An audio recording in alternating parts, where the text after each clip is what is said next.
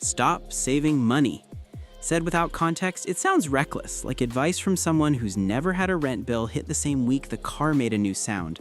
But here's the truth most people feel and few say out loud. The traditional plan, work harder, stash cash in whatever account the app defaulted to, hope, doesn't move you from stress to freedom. You don't need to stop saving because saving is bad. You need to stop treating saving as the main event. Cash is a tool for short horizons. Assets is the engine for long ones. The goal isn't a bigger pile of idle money, it's a week that automatically buys assets, grows your income, and keeps your life cheap to run so the future stops depending on your mood on a random Wednesday. So when I say stop saving, I mean stop making cash the destination. Do this instead. Build a system that converts paychecks into ownership by default, leaves just enough cash to sleep well, and points the rest at assets and skills that compound. If you get that choreography right, you'll still have savings, just the right kind, in the right places, replenished on dates instead of pep talks. What follows is a complete operating system for making that switch, written to be used, not framed. Begin with a clean definition of money's jobs. Cash has three. It smooths your month, it absorbs shocks, and it lets you refuse bad deals. That's it. Cash does not grow your power in a world where prices drift upward. Assets do. Stocks, broad and boring, are tiny pieces of real businesses that raise prices and improve productivity over time. Bonds and cash-like instruments are the ballast that buys you sleep and prevents forced selling. Real estate, properly chosen and calmly financed, can be both shelter and a store of value. Businesses you own and skills you can rent are engines you can actually steer. If you make cash do more than its three jobs, you're asking a hammer to fix a leaky roof. The operating system starts with Rails. Rails turn decisions into dates so your future stops competing with your impulses. Route every bit of income into a quiet staging account with no card attached. From there, schedule 4 automatic moves on days you won't forget. On payday, the first move pays your future, transfers to investments, and to your sleep fund, the small but sacred buffer that lets you keep investing in bad weather. In the first week of the month, fixed bills draft from a bills-only account. Housing, utilities, insurance, transit, minimum debt payments, so late disappears. The day after payday, small trickles fill named sinks for predictable irregulars, car service, co-pays, gifts, school events, licenses, and the festival called December. Every Friday, a weekly cart refills to carry groceries in ordinary life, so drift cannot last more than 6 days. Saving is not canceled, it's renamed. It becomes automatic scheduled ownership plus a buffer sized to real life, not a pile that grows out of guilt when you remember. Now decide how much cash is enough. A lot of people stall here because they're trying to win arguments on the internet about 6 months versus 12. Make it concrete. Start with 1 month of essentials as fast as you can. Grow toward 3 to 6 months as your responsibilities grow or your income gets spikier. Park the sleep fund where you won't poke it. Align your insurance deductibles to its size so emergencies become errands. Once that cushion exists, extra money has a standing order. It goes to ownership, not to a larger and larger pile of quiet cash. You're not anti-cash, you're pro-roll clarity. Next, write the page that keeps your hands still when prices scream. A one-page investing policy beats a folder of opinions.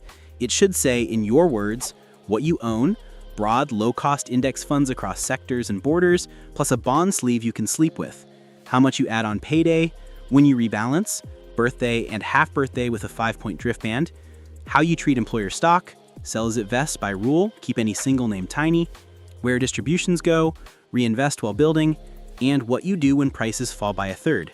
Keep contributing, rebalance once, go for a walk. That page is not decoration, it's your seatbelt. Without it, saving becomes hoarding when headlines get loud. With it, ownership continues on schedule, because the rule, not your feelings, runs the month. Owning assets matters, but the speed of your journey is determined by something less glamorous, your savings rate, which is a proxy for how cheaply your week runs and how consistently you buy ownership. People try to solve wealth with clever picks. They should solve it with a well-designed week. To raise your savings rate without living like a monk, fix the big 3 costs: roof, wheels, and meals. Right-size your home so a savings rate exists even on average months, and your address sits near the life you actually live: work, school, parks, a grocery you like.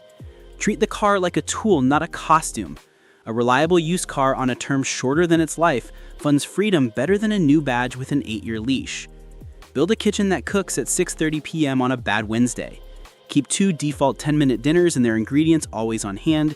Put a whiteboard on your freezer so you stop buying duplicates and start eating what you already own. These choices don't reduce joy. They reduce chaos. And chaos is the tax most people pay instead of investing. If stop saving has an enemy, it's drift. Drift is what happens when attention is rented to the highest bidder. Tired brains buy relief at surge pricing and sell assets during storms. Fix your inputs and everything else gets easier. Move your phone charger out of the bedroom. Give your first minutes to water, sunlight, and a 2-minute state check. Did the transfers run? Is the bills account funded? Is the weekly card on track? Unsubscribe from brand emails you never asked for. Move shopping apps 2 screens deep. Install a cooling off queue for wants. 24 hours for small items, 30 days for toys, and write each desire with today's date. Half of them will evaporate, the rest will improve. A used version, a better tool, or the realization that you wanted the feeling, not the object. You will still buy things. You will buy fewer regrets. The difference becomes capital. Let's talk debt without shame and without slogans. Debt is not a scarlet letter, it's a calendar problem. Put every minimum on autopay in week 1 so late disappears and your credit score stops taking friendly fire. Then choose one target balance and send a steady extra you can survive every payday until it dies. If math motivates you, attack the highest APR. If momentum motivates you, kill the smallest balance and roll the payment forward. Refinance when it truly lowers your rate or shortens your term, without resetting the clock so far that interest reinflates. Keep loan terms shorter than the life of the thing you financed. Avoid structures that can reset faster than your cash can adapt. The goal isn't debt-free tomorrow, it's to flip interest paid into interest earned while you keep buying ownership on schedule. Maintenance is cheaper than crisis, which makes the 9th rule simple. Schedule upkeep like rent. Oil changes and tire pressure, roof inspections and gutter cleaning, dentist visits and hygienist appointments, password audits and backups, filter swaps and smoke detector tests. None of this is glamorous, which is why it gets ignored until the invoice has an extra 0. Put 2 money and maintenance days on your calendar each year. On those days, rebalance investments, project taxes, verify beneficiaries and titles, shop insurance, rotate passwords, run backups, change filters, check tires, restock first aid, and replace the small part before it breaks the big one. You will never see a viral post about this. You will also never see a crisis bill for the thing you fixed early. Behavior beats math in the short run, so the 10th rule is attention discipline. Your phone is a mall disguised as a tool. Turn off red badges that aren't about safety or work. Move shopping and trading apps 2 swipes away. Log out of autofill checkouts and delete saved cards so a purchase takes friction you can feel. Install a weekly buy window so non-essentials wait until Saturday morning. When a desire doesn't survive the wait, move the exact price to a savings pocket called Cart Rescue. You're paying yourself to be patient. Fewer 5-minute feelings become 5-year regrets, and investing grows because your thumb is no longer your biggest risk factor. Income is the fuel for every other rule, so the 11th is to make your value legible so your pay can compound. Raises and rate increases don't arrive because you work hard. They arrive when outcomes are easy to hire. Once a week, write a single sentence that ties your work to a result. Minutes saved by a process you built, errors prevented by a checklist you created, refunds reduced by a message you rewrote, revenue added by a tweak you implemented. After 6 months, you'll have a raise case made of receipts, not vibes. Anytime you deliver the same outcome twice, productize it. Give it a name, a scope, a timeline, and a price. Onboarding starter for busy managers. Calendar tamer for clinics. Launch day playbook for local shops. Hours convert into assets. Templates, playbooks, snippets, code that continue earning after the meeting ends. Fixed cost compression is the 12th rule that quietly changes destinies. Every permanent 100 you remove from monthly burn is roughly 30,000 you don't need in a retirement portfolio at a 4% rule of thumb. This is not about austerity, it's about choosing proximity over prestige. A cheap place far from your actual life bills you a second rent in fuel, tires, parking, surge rides, and takeout from exhaustion. Smaller near beats bigger far for both cash and energy. Put negotiation on a calendar. Once a quarter, make money calls to telecom, internet, insurance, and any recurring vendor. Ask for the current retention offer. Be willing to switch. Every win converts immediately, half to investments, half to deleting another bill, or prepaying a necessity. Over years, the quiet compression becomes a visible gap. Liquidity is oxygen, so the 13th rule is to keep some dry powder in low-drama places. You don't have to maximize every dollar. You have to be able to choose during volatility. A 12-month T-bill or high-yield savings ladder that rolls monthly can fund emergencies, self-employment tax payments, or an opportunistic purchase, without forcing you to sell long-term assets at an ugly moment. Liquidity is not laziness. It's the price of sleeping through headlines you can't control. Concentration builds wealth, diversification keeps it. The 14th rule is to understand which game you're playing. It's fine to concentrate your career or business on a niche where you have an edge. That's how income compounds. It's not fine to concentrate your entire net worth in your employer's stock or a single fad. Let your skills be concentrated and your portfolio diversified. That way, a bad quarter for your industry doesn't erase a decade of your savings. The 15th rule addresses the most misunderstood asset you'll ever buy, a primary home. It is first a lifestyle decision. Treat the mortgage like a fixed cost you can carry through a boring year, not an appreciation bet that requires perfection. If housing becomes an investment, it's because you bought cash-flowing property on conservative numbers with an honest view of expenses, vacancy, and maintenance. Home equity feels like income. It is not. Don't plan your month around borrowing against it. If you run or dream of running a small business, the 16th rule is to obsess over unit economics and the cash conversion cycle. How much cash leaves to acquire a customer? How fast does it return as cash you can redeploy? Do you pay vendors long before customers pay you? Change terms, not just prices. Negotiate net 30 from suppliers and auto debit for customers. Standardize SKUs, tighten inventory, pre-sell where ethical, and turn services you repeat into products with scopes and timelines. A profitable P&L can still die of a cash heart attack. Cash flow is the body temperature of your business. Check it daily. Procurement policy is fewer, better, longer. Buy used where depreciation is violent, and excellence where failure is expensive. Cars 2 to 4 years off the lot with clean histories. Solid wood furniture you can repair. Hobby gear from optimistic quitters. Spend unusually well on what carries your life. Shoes that protect your body, a mattress that decides your energy, a coat that beats your weather, and the tools you use to earn. Translate price into time and upkeep before you buy. If after tax the jacket is 10 hours plus cleaning and eventual replacement, it has to be worth those hours now and later. Wealth loves low upkeep. Clutter loves maintenance. The 18th rule is to write an enough sentence. List the tools and comforts that make your week work. The kitchen gear you actually cook with, the clothes you wear on repeat, the leisure that truly refreshes, and the few luxuries that end when the bill ends. Tape the sentence inside a cabinet you open daily. Purchases align with this sentence, not with a mood. Identity shopping, buying a costume for a life you don't intend to live, dies when enough is visible and honest. A 32-year-old teacher ramping into leadership keeps buying furniture for a life she doesn't live. She redraws geography, moving 3 stops closer to school and parks. Ride shares fall away. Time comes back.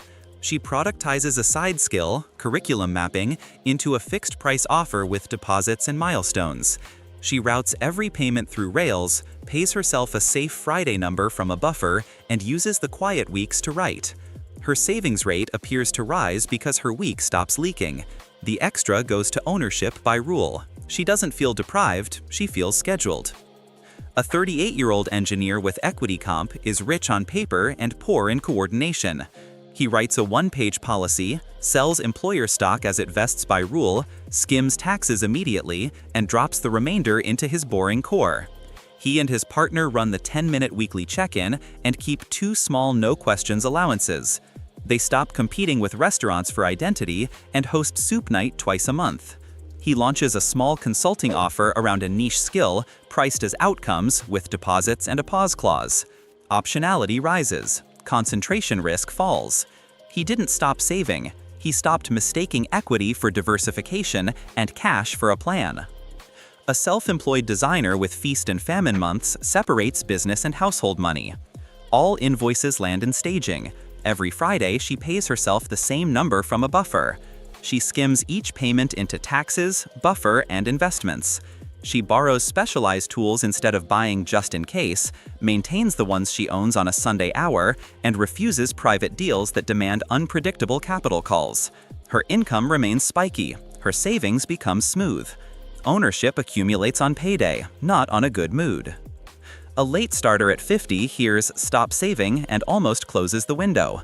Then he trims the roof and the wheels, runs rails, adopts the 5-mile rule, and writes a plain investing policy. He chooses an allocation he can actually hold instead of the one he wishes he could. He keeps costs microscopic and complexity low. He builds a receipts file at work and trades it for a raise and flexibility. He routes the raise through Rails for 90 days. He doesn't become a meme. He becomes solvent. That's the whole point. What about volatility, recessions, and the parade of scary headlines? This is where saving as hoarding feels comforting and underperforms. Markets are voting machines in the short run and weighing machines in the long run, but only for investors who remain present. Your defense isn't a bunker of cash that rots while you wait for clarity. It's a runway of safe assets sized for known obligations, insurance for risks you can't afford, and a calendar that tells you when to add, when to rebalance, and when to go for a walk. The moment you let headlines decide your allocation, cash becomes your costume and fear becomes your manager. Don't do that to yourself. Own the market with money you won't need soon. Own sleep with money you will. Let time do the job you keep trying to assign to prediction. You will wobble. Everyone does. You will miss a transfer during a chaotic week or buy something you didn't plan to because you were tired and wanted relief. The rule that rescues everything here is never miss twice. If the transfer fails, it runs next payday. If a week overshoots, the next trims. If the buffer takes a hit for a real emergency, it refills before anything else. If markets scream, obey your page and take a walk. Recovery beats perfection because perfection isn't on the menu for humans. Rhythm is. Let me give you the ceremony that turns this philosophy into muscle memory tonight. Rename 2 accounts, Staging Rails and Sleep Fund. Schedule 4 transfers. Investments on payday, bills and minimum payments in week 1, tiny sinks the day after payday, December tickets, tires and service, gifts, travel trains, copays, and a weekly refill every Friday for groceries and ordinary life. Move your phone charger out of the bedroom. Choose 2 10-minute dinners and put their ingredients in your kitchen. Put a whiteboard on the freezer and write 3 things you'll eat this week. Build a friction kit for your bag and trunk: water, snack, charger, small towel, bandage, a spare 20. Run a 15-minute rebuy ritual. Read subscriptions out loud and cancel one that fails the test. Start a receipts outcomes note and write 1 useful thing you did today with a number attached. Then let Friday arrive and notice the antiviral sensation that predicts a wealthy life. Nothing. The transfer runs, the bills draft, the sinks drip. You feel nothing because the plan already knows what to do. A few months from now, you won't be bragging about your savings account. You'll be noticing your week is cheaper to run, your card refills without drama, your kitchen beats takeout on tired nights, your inbox sells you fewer feelings, and small raises route through Rails before lifestyle hears the news. Your portfolio, dull by design, will buy tiny pieces of thousands of businesses on dates, not moods. Your sleep fund will be boring and intact. People will assume you discovered a hack. You didn't. You stopped saving into a feeling and started buying ownership on a schedule. That is the real meaning of stop saving money and do this instead. Keep just enough cash for the jobs only cash can do. Use Rails to move everything else into ownership and skill. Fix the big 3 so your week stops billing you extra for being human. Protect attention so your plan doesn't have to fight your phone. Ask for raises with receipts, not vibes. Ensure what matters so you never become a forced seller. Fund joy on purpose so you don't have to perform it at checkout screens. And write your 1-page policy so your hands stay still when screens turn red. Do that, and money stops being a temperature check on your anxiety and starts being a machine that runs in the background while you live a life on purpose.